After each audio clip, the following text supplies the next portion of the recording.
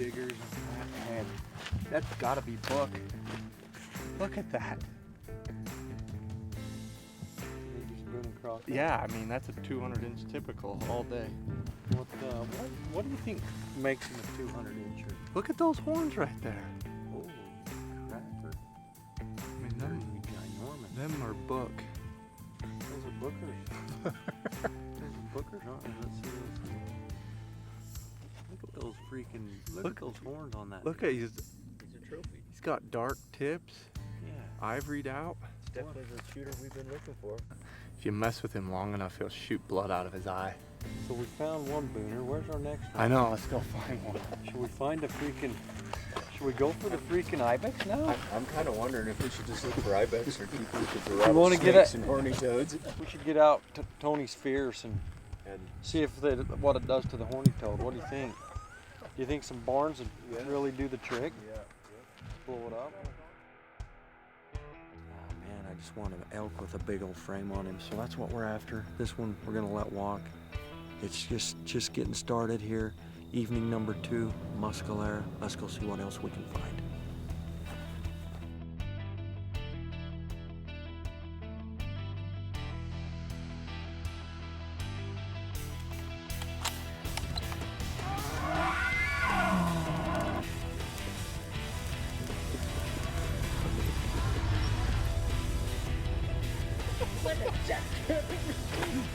Yeah! Let it take off. Let's go see if we can get it fast enough there. Woo! Finally, we found him. We got him. That's a big bull right there, boys. Woo! Piled him up. One shot. Woo! Starting out the same spot, so I just throw my junk in there. Oh, okay. It's just one thing. We'll pick it up later. Hopefully that don't fall out. I don't think anything will.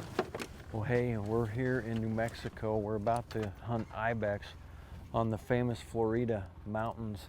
This is one of the only places that I'm aware of where there are these Ibex in the USA where you can actually go and hunt. They were brought in here, transplanted here to this mountain range in the 70s, and they flourished. There's supposedly 400 to 500 head on here. One of our good customers, Tony Bender, has a rifle tag, and it's the end of May, kind of an odd time to be hunting them, but we're gonna go get after it, head up on the mountains. The crew here have spotted some big old rams, and so we're gonna go find them. Let's talk to Tony and see what he's looking for.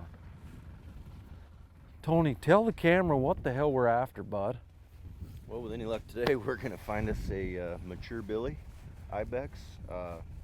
So you hunted these a few years ago with your bow? I did. I drew the archer tag, I think 3 or 4 years ago, and was unsuccessful. So this time we get a little redemption with the rifle. So you got a hankering for one of these bad boys. I've got a burning desire. Well, let's go see if we can find one of these.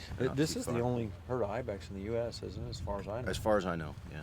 So this is a special hunt, unique animal that you don't get to see every day. So we're gonna, and to me, an Ibex, I've hunted these animals. I've got 2, one from Kazakhstan and one from Pakistan. Right. But we're not in any of the stands. We're in New Mexico. That's right. So let's go whack one. Let's go find one of these bad boys. Let's do it. Boom.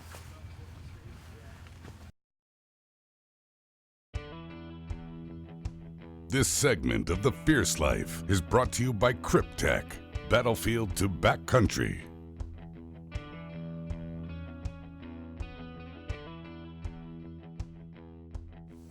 Well, hey Tony, we're out here on the Floridas hunting your Ibex, and one question I've got for you, which I like to ask a lot of the guys we go hunt with, is why do you hunt? When did you start? I mean, what is it about hunting that gets your goat? You know, I don't know if I can nail down everything. I mean, I started as a kid, you know, like most people. You know, my dad took me out, and it was just really, you know, great time spent. Probably, you know, I love being outside. I like being in the mountains. I think at this kind of point in my life, the reason I'm, you know, beating myself to death hunting these kind of mountains is, you know, the reality's setting in that I'm not getting any younger. Yeah. And I don't know if it's my version of a midlife crisis or what, but, you know, I want to do this stuff while I can. I love the challenge. Yep. it's just a multifaceted sport. You know, it's not just about running out here and killing something. You know, it's the pursuit and the effort and the equipment and the gear, and when it all comes together and you make a plan, it's awesome.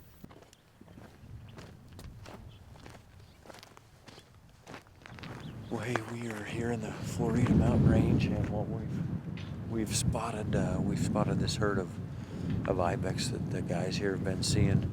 They've been out doing a lot of scouting, and they've kind of found where these ibex are. They're up there a long ways. If you look at the top of this mountain, just come off the very top, maybe 200 yards from the top. That's where these ibex are. So I don't doubt we're gonna find them. The question is, how are we gonna get up to them to kill them? I mean, these things are a long ways straight up. This is gonna be a long day. So today's day one for hunting. We've had a team out here looking for about the last 12 days. We've covered a lot of ground on the Florida mountains down here in southern New Mexico. We've looked at probably a little over 100 billies in that time frame, and right now we're trying to put eyes on a billy that we found down here on the south end. We're hoping he's 40. We think he's close, and found all of his friends so far, but we just haven't quite found him yet. What's the game plan? I think we're gonna go around and try to just put eyes on him again and get a better look. And See if that's the one. so make sure Make sure. he's the one before we go. So the boys spotted what they think's your billy, the one. Yeah, it's the one we've been looking at that flares out real nice. We think he's got good length. Fed over the top. We're gonna go around, get a little bit better look, make sure he's the one, and then burn him down. Burn him up. So I may be underestimating its mass. I like the flare. I think it's got a cool look. I'd like to see. He was all by himself. I'd like to see him like with one of the other billies or with the nannies, just to get a real good. Make sure he's not.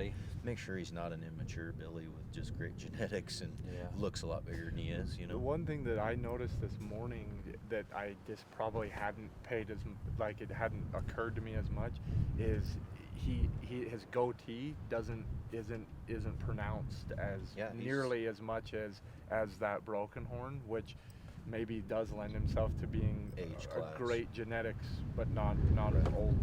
So let's go spin around on him. And I've got age class and a pretty good billy beard. You can see age class right here. Yeah, you're the most mature. You're the most mature. Yeah, husky. Yeah. I've got the mass. Yeah.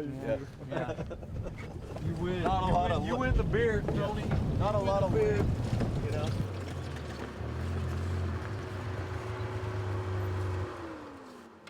It's 1 and 2. I don't know which one I choose. I mean, that big flare is definitely cool. Yeah.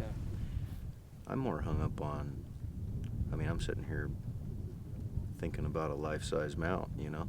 It's like you want that white. That other one's kick a lot better. Well, so there's another one on the Mahoney Park one. That's that one that's got the real wagon wheel, and it's real white with the black stripe, the real. Like you'd expect.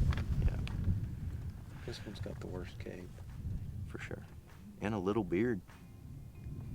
He just looks like a young billy. I think we're getting fooled. Well, so here we are. It's opening morning of Tony's hunt for a big old ibex billy, and Jordan and the gang here. They've been out here scouting for the last little while, and they've got 3 candidates, top contenders for a shooter, and I believe we've seen 2 of those so far, and they look good. But before, it would be foolish to pull the trigger on one without seeing them all. So we're looking for that third contender. And so Jordan, what is it about billy number 3 that you like? He's a little bit whiter colored than so typically in the winter all the billies are white, and then they have a big dark stripe on their shoulder, and then come summertime and they get their summer coat, they tend to get a lot more red. Yeah. This one still seems to be a lot paler than a lot of the ones. He's got a nice goatee on him. He's a little bit more of a wagon wheel shape than So when you Then- say wagon wheel, A lot more tighter curl. curl? Yeah. Maybe, yeah, more. So a lot of all those Ibex will come off the head and there'll be a lot of vertical before it curls at the top.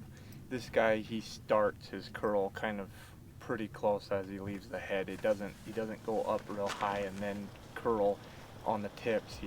The whole horn has a little bit more of a scimitar look.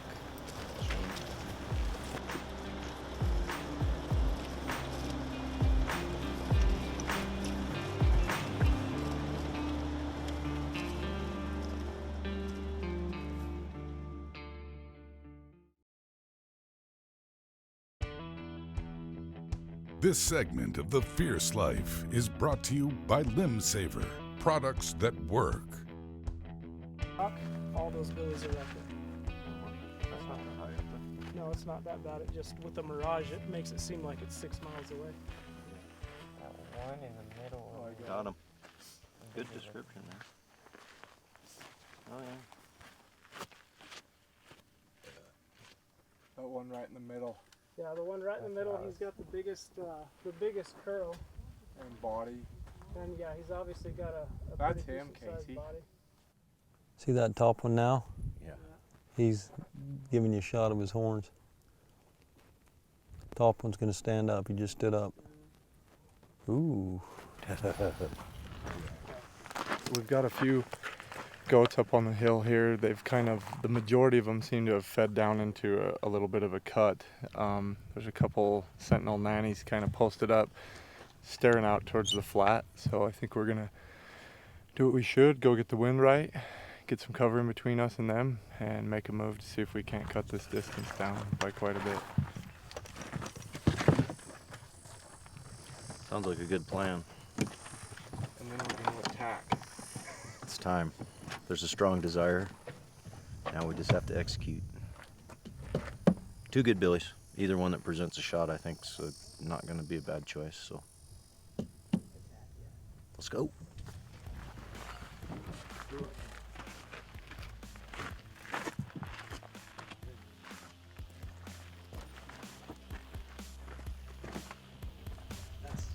got a shot in the purples, he got a shot in the reds. Now he's gonna get shot in the bender. And now he's gonna get shot in the bender. That's the name of the game. That's what they call me. My nickname is Legend Killer. No one's ever called. I was trying to start today.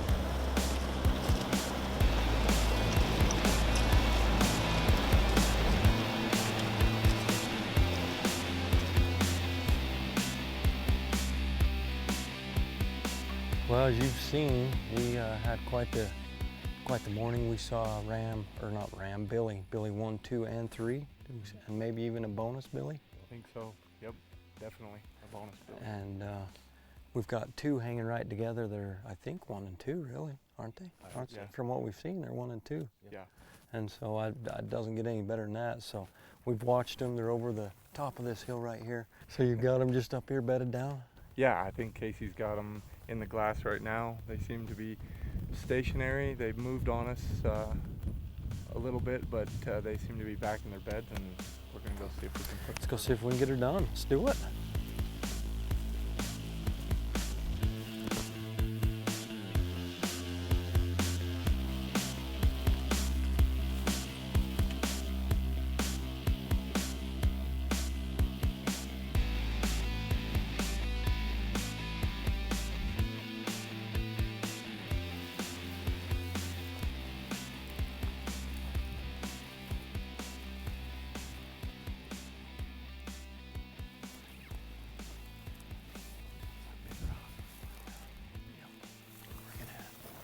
We think those big billies are right over this ridge in the bottom, so we've got a fence in between us. And it's not that windy, so the sound is traveling a long way, so we gotta be real quiet, get through this fence, and then just another 20 yards, and we should be able to see them, and boom.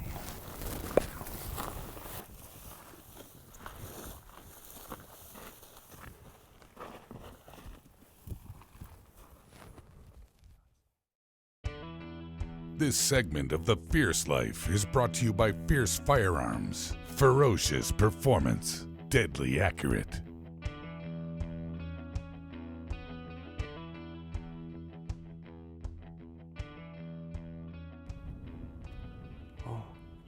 there, yeah, eating the tree.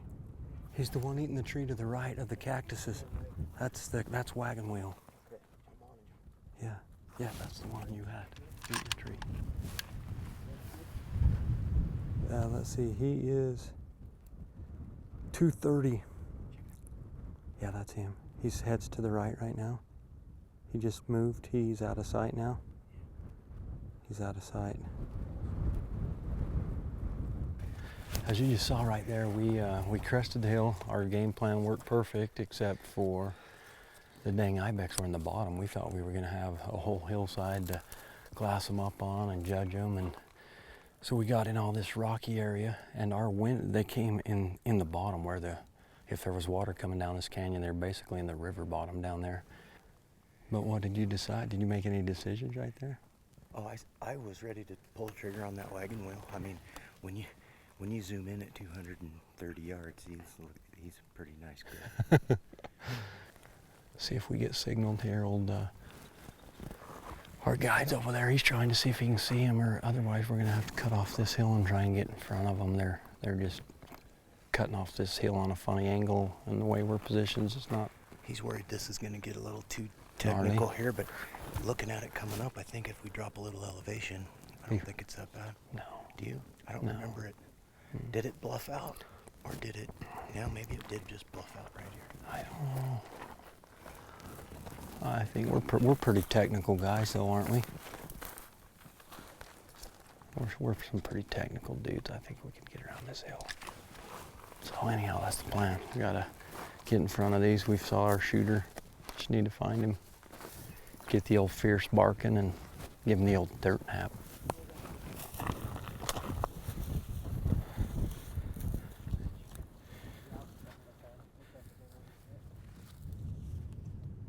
.310 to the heavy one.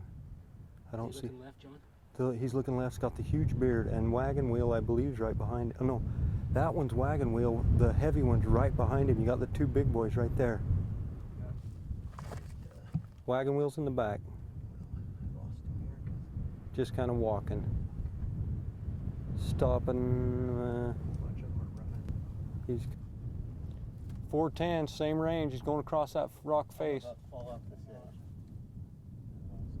Ooh, that'd be so awesome to kill him right there. He's on that freaking cliff face. They're on this cliff face right here. Yeah. Yeah. Range good? Yeah, 410 still staying the same. Right by that cave? Yeah, right by that cave. That's Wagon Wheel. They're both together, John? Right there? That's him. Stopped.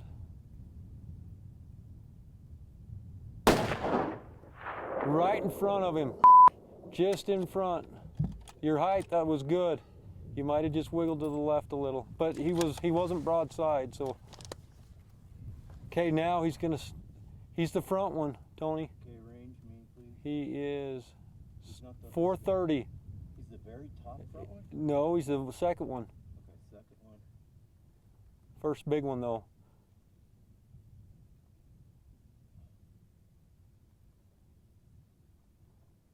.435. I think that hit him. That got him. That got him. He's gonna go down. He is gonna go down. He is. He is. Please don't fall. Oh my heck. He's gonna die right there on that ledge. He down? He's down, boys. Great shot, buddy. Composure like a mother. I'll tell you what, bro. That was the most scenic kill shot I've ever seen. Oh. Look what happens as I kept turning. Oh, your ass just about went off. Oh my hell. Yeah, brother. Woo-hoo-hoo! Yeah! Woo! Woo! Unbelievable. Woo! Florida mountains. What do you think of that adventure? They got away from me with the bow, but not the rifle. Not the fierce. Not the fierce. Hey, this is what we call living the fierce life, What you got, baby. Casey? We Just did it tie a today, rope huh? to him and pull him over? We're going to try to tie her up front so that we can ease him down. Oh, how far's the bottom? Well, it's a good ways. About 70 feet. 70? Yeah. down. It's not near Huh? as bad off to the side here. But this has been an all-day adventure. It's coming in on 5:30. We started at 4:30 this morning. Me and Ben got in to Deming last night at 2:30. So we had 2 hours of sleep. Hiking the mountain all day. Hey, this is the fierce life, man. You can't define it any better than that right there. But well worth it. This is what we live for. This is what our passion is, and this is what we do, and we love it. So. Well, hey, here we are. You saw the boys, old Bo and Casey, retrieve this Billy stuck on the ledge, huh? They got him off the ledge. They did. That was incredible. That was incredible. That was a dicey little retrieve there. Something you don't see every day, definitely on TV or in hunting scenarios, and it's quite an adventure. And as you can see, man, you landed a beautiful trophy, Tony. What do you think? Oh, he's awesome, man. He's not broke up. He's not broomed off. He's got good color, and probably most importantly, he's one we've had some pictures of and was kind of one of our targets. So Yeah. whenever you get your target, you feel like you accomplished the goal, and that's the way I like to do it anyway. Man, I don't know. He's got a beard like yours. What else do you want? Yeah, that was the main thing. We were trying to find one that had as majestic a beard as I do. So I think we found the best beard on the hill. I think we did. Stunning. So, congratulations. We still got a lot of work getting this thing off the mountain, and man, this is living the fierce life right here in New Mexico on the Floridas Ibex. This is something you don't see every day. Thanks for joining us right here on Fierce Life TV.